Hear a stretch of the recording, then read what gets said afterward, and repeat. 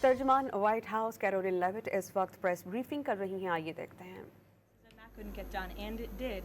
The vice president has been by the president's side every step of the way, and any reporting otherwise is just completely false. I see him in the room. Again, the president seeks his counsel on all matters, both foreign and domestic. Can you just tell us who exactly the U.S. is negotiating with in Iran, and why the U.S. and this administration trusts that person? Again, as I said to Gabe's question earlier, we're not going to get into the details of these negotiations and conversations that continue to take place, as of course you can imagine. They are very sensitive diplomatic discussions, and I would reiterate, I do recall giving all of you the same answer when we were negotiating the ceasefire between Israel and Gaza. Gave you the same answer throughout the 12-day war between Iran and Israel. Gave you the same answer with respect to many of the other global conflicts that this administration has negotiated solutions to. President Trump is going to give his diplomats the freedom that they need to have these sensitive diplomatic discussions without negotiating and litigating them through the news media. Fran. Caroline, just to follow up though, because you said that some of the information that's been out there about the 15-point plan is inaccurate. Can you say what is accurate with respect to ballistic missiles, the nuclear ambitions, and the Strait of Hormuz, which are things that the president has laid out that he wants to see a couple times in the past? Look, if you've heard it from the President of the United States, obviously it's true, as well as the objectives of Operation Epic Fury. We've said repeatedly, I've said them from this podium, the Pentagon has reiterated them. That's why we've taken military action to achieve them. So of course, those are goals that we want to see, but this full 15-point plan that's been floating around in many of your outlets, there's a lot of misinformation to that as well. And again, I would caution you from taking things from anonymous sources rather than verifying them directly with the White House. Christian. Thanks, Caroline. Two on Iran.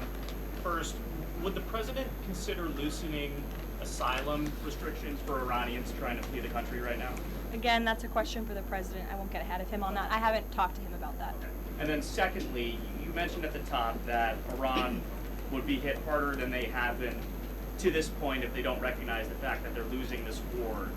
Could those strikes happen before this 5-day negotiating window closes if the president doesn't think they're negotiating in good faith? You're asking me to tell you if the commander-in-chief would authorize very strong strikes against the Iranian regime. That's not something I would ever reveal from this podium, true or not. Phil.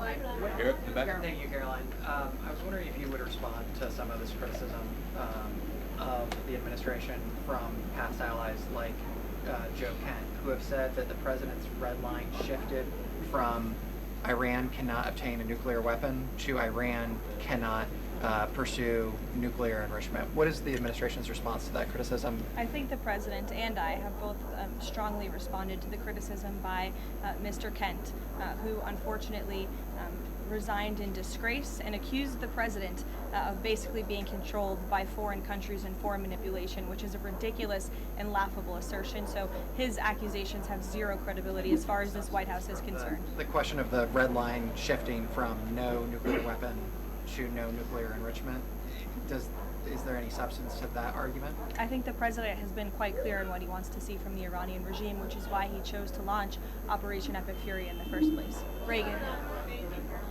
I have a question for you on the SAVE Act, and I'd like to follow up on the DHS shutdown. Sure. First, Senator The Mike Save Lee. America Act. Save America Act. The president corrected me yesterday. That was my fault. Senator Mike Lee said it's essentially impossible to pass the Save America Act through reconciliation. What's your reaction to that? Is the president worried that that strategy might fail? I think he's willing to try all strategies. I spoke with him about this yesterday, and he said if we can make it work through reconciliation, let's absolutely do that. These, again, are common sense policies that are backed by the vast majority of voters across this country. The only people in this country who don't support them are politicians on Capitol Hill, and you all should ask them why they don't want voter ID, why they don't want proof of citizenship to vote in our nation's elections. Again, these are common sense proposals that are wildly popular, and the president is willing to use any means necessary to get this legislation passed and onto his desk. And then on the DHS shutdown, do you expect deportations to decrease while ICE is in the airports? And what are the trade-offs of having ICE in the airports right now? Well, to address this obviously short-term problem and the chaos that has been sowed by these Democrats on Capitol Hill to address the lines and to get Americans traveling and get them to where they need to be. So the president, I think this was a creative solution, again, that was criticized, but we have seen wait times decrease, not as much as we'd like. Hopefully they will continue to, but at major airports over the course of the last few days as ICE has been facilitating with travelers in these airports. Sure. Thank you, Caroline. On March 6th, the president said in an interview with Reuters that the U.S. should have a role in choosing Iran's next leadership. Now that we're almost 4 weeks into the operation, is that still the president's assessment of where things should go? As I've said repeatedly, I think the president obviously believes the United States wants to have someone in leadership position in the Iranian regime that will be much more favorable, that will be willing to work with the United States, that will no longer chant death to America. These would obviously be good common sense things for the United States and for our allies. I think that's what the president meant when he spoke with Reuters that day. Go ahead. The president yesterday said that he had achieved regime change in Iran because the regime has changed. In terms of... I mean, has it not? Well, the leadership... Their entire leadership has been killed, and nobody has really seen or legitimately heard from this alleged new leader. So wouldn't you say there's been a change in the regime? There's been a change in leadership. I mean, do you feel as though... There's been a change in the regime leadership, which is what the president said. So thank you for confirming he was right. I mean, do you feel as though you've achieved leadership level, or the personnel in place right now in Iran that you're satisfied with? I mean, have you... I think it's too soon to say. Of highly enriched uranium in Iran right now, is your expectation, I mean, the stated desire of the president has been to prevent nuclear weapons. Is your expectation that the end game here is that eventually Americans will be in possession of that uranium, or you'll somehow have some direct control over the highly enriched uranium that could be used to develop it? Again, this is a point of conversation that continues. I think you know the means in which the United States would have to take in order to achieve that goal, and that's a decision for the president to make. Brian, good to see you, Brian Glenn. Good to see you as well.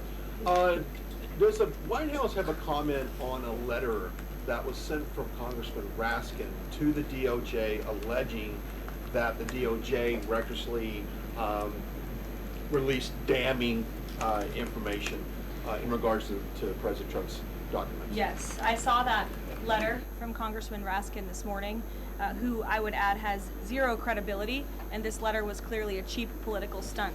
What the congressman did here, Brian, and for everyone in the room who's hopefully not reporting on this as fact, is that he took untrue and salacious claims in a memo that was produced by Jack Smith, who has been completely discredited for his lawfare and his witch hunts against this president, and that information was unverified. It never even made it into the indictment because it was so unverified. And what happened to that indictment anyway?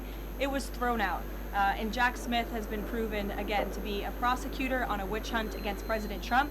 He tried to throw him in jail ahead of the 2024 election. The Biden Department of Justice was fully on board with this lawfare campaign. And in fact, this story that was concocted by Congressman Raskin was so ridiculous. I understand his communications team reached out to some outlets in this room who responsibly said, we're not going to write this because this is just too much. However, of course, MS Now did write that story this morning because they continue to be left-wing propaganda for the Democrat Party. But I think Jack Smith has been proven to be a liar and a fraud, and this is, again, a cheap political stunt from a Democrat on Capitol Hill who I think wants to get himself on cable television. Thank you all very much. Iran को गलत फहमियों से बचना चाहिए और 15 निकाह से मुतालिक miss information भी बहुत सी हैं। ट्रंप और चीनी सदर की मुलाकात 4 और 14 और 15 मई को होगी। ईरान में कौन मुज़ाकरात कर रहा है इस बारे में कुछ बता नहीं सकते। तर्जमान White House Karoline Leavitt press briefing कर रही थी जिसका कुछ हिस्सा आपने मुलाहिजा किया।